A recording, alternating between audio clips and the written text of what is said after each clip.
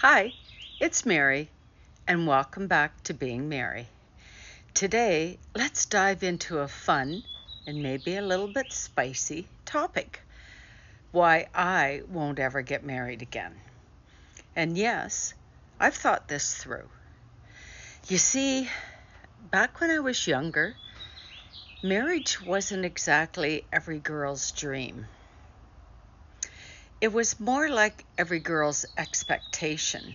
I mean, half my friends were married and suspiciously pregnant by age 20. Back then, we all knew plenty of premature babies born at full-term weight, if you catch my drift. When I finally married Casey at 25, it wasn't quite the fairy tale I imagined. Truthfully, I think part of me just wanted to avoid becoming the spinster my mom worried I would be. So, after a whirlwind courtship, a ring, and a Friday evening wedding, if I had waited another year for Saturday, he might have escaped. We tied the knot. If you've read my book, Being Mary, you already know the wedding and the honeymoon set the tone for what came next. Chaos, comedy, and a whole lot of cardboard boxes.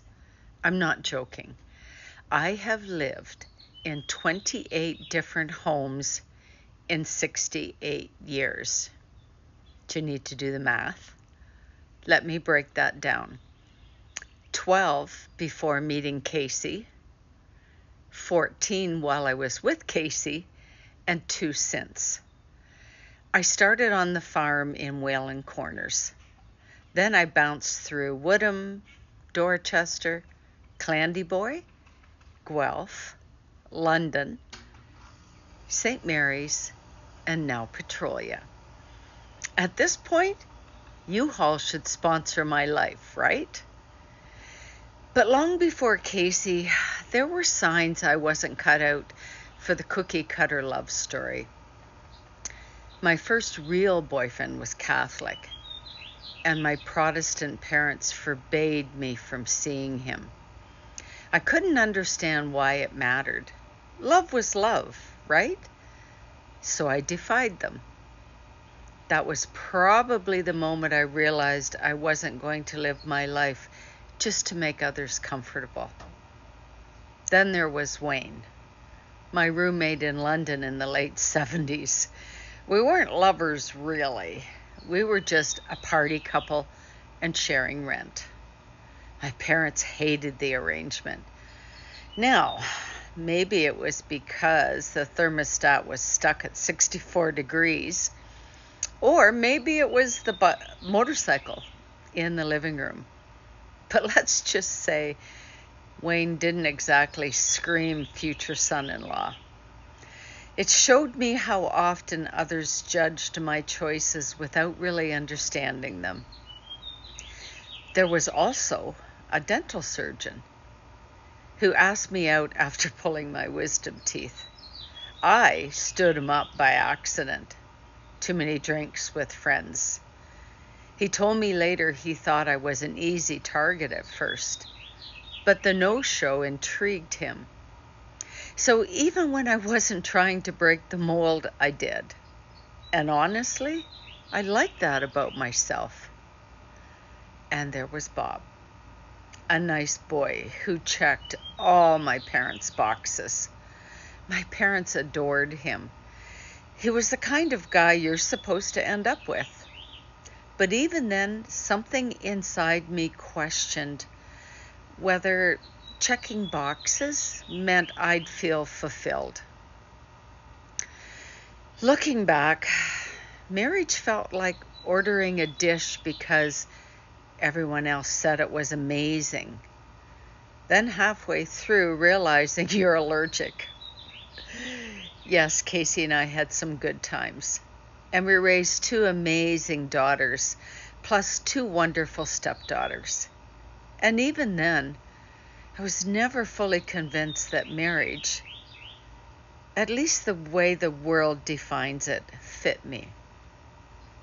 I'm thriving in my independence. Sure, relationships are about give and take, but at this stage, I'm giving myself permission not to take on someone else's baggage. I've already unpacked enough. And if the universe insists on sending someone my way, here are my terms. No caregiving. I've done my shift. Must be a non-smoker. A light or social drinker. Coffee and tea drinkers step right up. Must be financially stable, per my daughter's orders. Musical? That would be a huge bonus.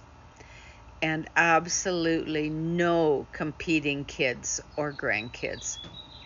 My family already has exclusive rights to my spoiling. Is that a tall order? Maybe.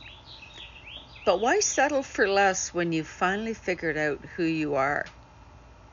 So here I am, single, grounded, and absolutely uninterested in signing up for round 2. I like making decisions without a committee. I love discovering new layers of myself every day. And yes, some days are harder than others. But that's true even if you are in a relationship, right?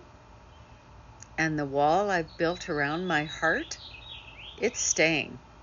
For now. And trust me, I've earned every single brick. What about you? Can you relate? Whether you're single by choice, by divorce, or by circumstance, I'd love to hear your thoughts. Leave a comment or send me a message. I love getting all your messages. Thank you so much for joining me today. If this episode spoke to you, please share it with a friend or subscribe for more. Until next time, keep walking, keep smiling, and keep being wonderfully you.